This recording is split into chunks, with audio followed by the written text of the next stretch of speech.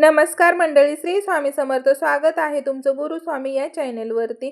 तुमचा दिवस सुखाचा समाधानाचा जाऊ ही स्वामींचरणी प्रार्थना करते आणि आजच्या एका नवीन व्हिडिओला सुरुवात करते. आपण आज या व्हिडिओमध्ये पाहणार आहोत ते म्हणजे अमावस्येच्या दिवशी कोणी कितीही आपल्याला आग्रह केला तरी ही वस्तू आपल्याला अजिबात खायची नाहीये.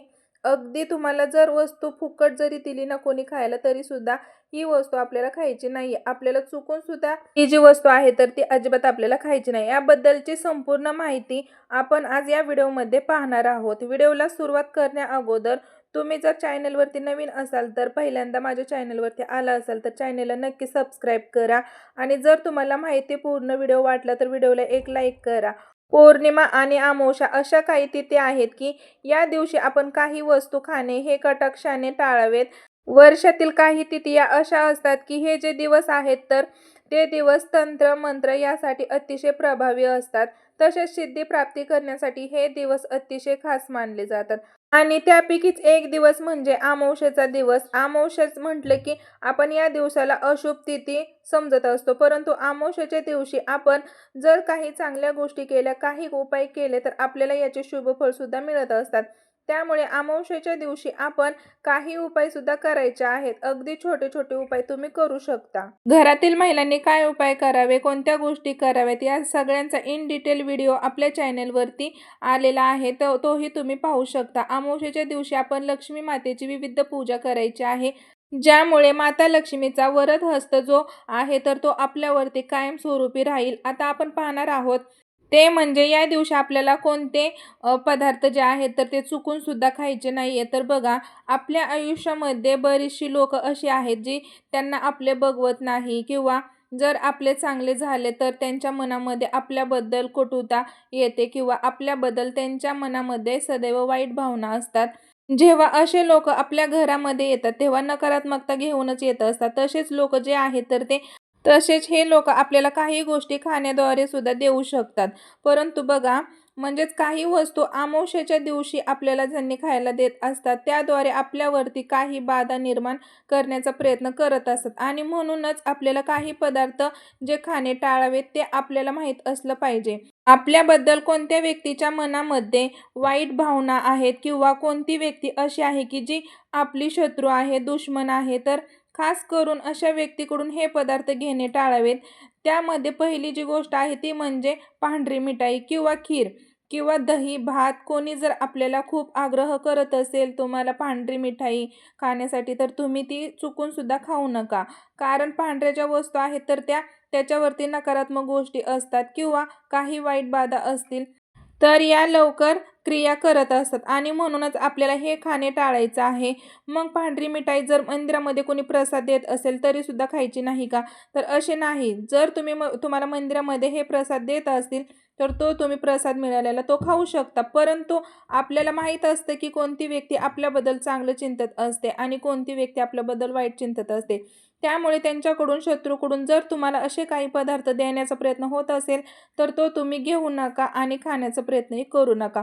आणि जर तो प्रसाद तुम्हाला आहे असं सांगून दिलं गेलं तर प्रसाद तुम्हाला टाळता येणार नाही. त्यामुळे तो पदार्थ घ्यायचा आहे, परंतु आपल्याला जो खायचा नाही तर एखाद्या झाडाखाली आपल्याला मातीमध्ये ठेवून द्यायचं आहे. त्यानंतर काय करायचे, देवाला येऊन आपल्याला नमस्कार करायचं, फक्त एवढंच करायचं आहे. आणि दुसरी गोष्ट म्हणजे बघा, चहा कॉफी आपल्याला ज्या व्यक्तीबद्दल संशय आहे, म्हणजेच आपल्या समोर व्यक्तीच्या बॉडी लँग्वेजवरून, त्याच्या हावभावावरून समजते की ही व्यक्ती काहीतरी कपट करणार आहे, त्या व्यक्तीने जर तुम्हाला चहा कॉफी पिण्यासाठी आग्रह केला तर स्पष्टपणे नाही म्हणा.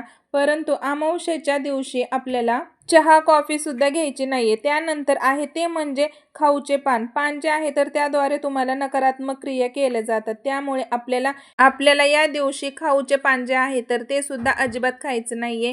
कोणी देत असेल तर ते टाळावे. यासोबतच लवंग असेल, हिरवी वेलची असेल तर या पदार्थांना सुद्धा अशा क्रिया पटकन होत असतात. त्यामुळे आपल्याला हे जे पदार्थ आहेत तर ते सुद्धा इतरांकडून घेऊन खायचं नाहीये, ते टाळायचं आहे. तुम्हाला काय करायचं आहे बघा, तर या दिवशी काही भाज्या ज्या आहेत तर त्या सुद्धा आपल्याला घरामध्ये चुकून सुद्धा आणायच्या नाहीयेत. कोणकोणत्या भाज्या आहेत की ज्या तुम्ही या दिवशी घरामध्ये करायच्या नाहीये, तर यामध्ये एक आहे ते म्हणजे वांगी. वांग्याची भाजी आपल्याला अमावस्येच्या तिथीला म्हणजे चुकून सुद्धा करायची नाही. तसेच लाल रंगाच्या भाज्या म्हणजेच बीट असेल किंवा गाजर असेल हे सुद्धा आपल्याला खायचं नाही. लाल भोपळा असेल तसेच मुळा जो आहे तर तो सुद्धा अमावस्येच्या दिवशी खाऊ नका.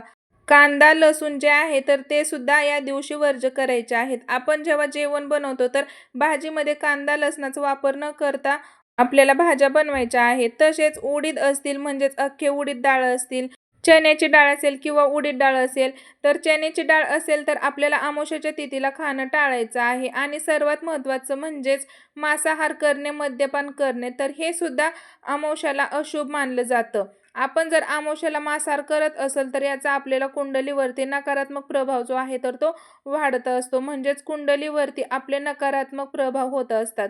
आपल्याला गृहदोष निर्माण होऊ शकतात आणि म्हणूनच आपल्याला मांसाहार करणे सुद्धा टाळायचे आहे.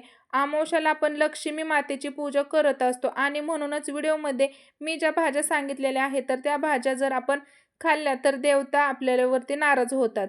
माता लक्ष्मी आपल्यावरती नाराज होते. म्हणून काही झालं तरी आपल्याला या भाज्या पदार्थामध्ये खायच्या नाहीयेत. तर पहा, तसेच आपले काही पदार्थ जे आहेत तर ते स्वतः आपण आपल्या घरामध्ये सुद्धा बनवायचे नाही. ते पदार्थ अमावस्याला या दिवशी वर्ज्य करायचे आहेत. आता पहा, आपण स्वतः आपल्या घरामध्ये सुद्धा काही पदार्थ बनवायचे नाहीत. अमावस्येच्या दिवशी आपल्याला वर्ज्य करायचे आहेत. तसेच आपण या दिवशी काही वस्तू ज्या आहेत तर त्या सुद्धा चुकून सुद्धा इतरांना द्यायच्या नाहीत. अशा कोणत्या वस्तू आहेत बघा, अमावस्येच्या दिवशी हा दिवस माता लक्ष्मीला समर्पित असतो. कारण अमावस्या तिथीला आपण माता लक्ष्मीची पूजा करत असतो. म्हणून अमावस्येच्या दिवशी आपल्याला कोणालाही पैसे उधार द्यायचे नाहीयेत. चुकून सुद्धा देऊ नका पैसे उधार. तसेच तुम्हाला जर तुमचे जे दागिने वगैरे आहेत म्हणजे आपल्याला घरामध्ये जे काही सोने चांदी असते तर हे जर दागिने तुमच्या एखादी जवळची व्यक्ती किंवा जवळची मैत्रीण असेल, नातेवाईक असेल आणि तिला जर तुमचा एखादा सोन्याचा दागिना अमावस्येच्या दिवशी हवा असेल आणि तिने जर तुम्हाला मागितला तर चुकून सुद्धा देऊ नका. कारण अशा प्रकारे आपण आपली लक्ष्मी इतरांना देत असतो. असेच आपल्या घरामध्ये धने जे असतात तर ते सुद्धा तुम्हाला कोणी मागायला आलं तर ते सुद्धा स्पष्टपणे नाही म्हणा. धने जे आहे तर ते माता लक्ष्मीला खूप प्रिय आहे. त्यामुळे धने सुद्धा तुम्हाला या दिवशी इतरांना द्यायचे नाहीत. तसेच या दिवशी तुम्ही जर उधार पैसे देत असाल तर मात्र तुम्हाला ते पैसे परत मिळण्याचे जे चान्सेस असतात तर ते कमी असतात. किंवा या वस्तू इतरांना दिल्यामुळे माता लक्ष्मी नाराज होते तुमच्यावर. कर्ज असेल तर कर्ज फिटत नाही. आर्थिक अडचणी ज्या आहेत तर त्यामध्ये वाढ होत असते. आणि त्यामुळे आपल्याला घरातील लवंग असेल, वेलची असेल तर हे सुद्धा तुम्ही इतरांना देऊ नका. तसेच या दिवशी तुम्ही मीठ, दही या ज्या गोष्टी आहेत तर त्या इतरांना देऊ नका. म्हणजेच बघा, जर तुम्हाला कोणी मीठ मागायला आलं तर ते सुद्धा देऊ नका. तिन्ही सांजेला मीठ कधीही द्यायचं नाही. तसेच दही जे आहे तर ते सुद्धा देऊ नका. या सगळ्या वस्तू माता लक्ष्मीशी रिलेटेड आहेत. त्यामुळे या वस्तू आपल्याला या दिवशी कोणाला दान करायचे नाही. परंतु मीठ जे आहे तर ते इतरांना देऊ नका. तसेच आपल्या घरामध्ये सुद्धा मीठ खरेदी करू नका. अमावस्येच्या दिवशी चुकून सुद्धा मीठ आणायचं नाहीये. तर अजून एक अमावस्येचा व्हिडिओ मी मगाशीच अपलोड केलेला आहे, तो सुद्धा पहा. तो पण एकदम माहितीपूर्वक व्हिडिओ आहे, काय करावे काय करू नये याबद्दलचा. तर हा व्हिडिओ तुम्हाला आवडला असेल तर जास्तीत जास्त शेअर करा आणि तुमचे रिलेटिव्ह असतील, नातेवाईक असतील, मैत्रिणी असतील सर्वांसोबत हा व्हिडिओ शेअर करा. तर मंडळी, भेटू पुन्हा नवीन अशाच एका व्हिडिओमध्ये. तोपर्यंत सर्वांना श्री स्वामी समर्थ आणि व्हिडिओला लाईक करा, चॅनलला सबस्क्राईब करा. बाय.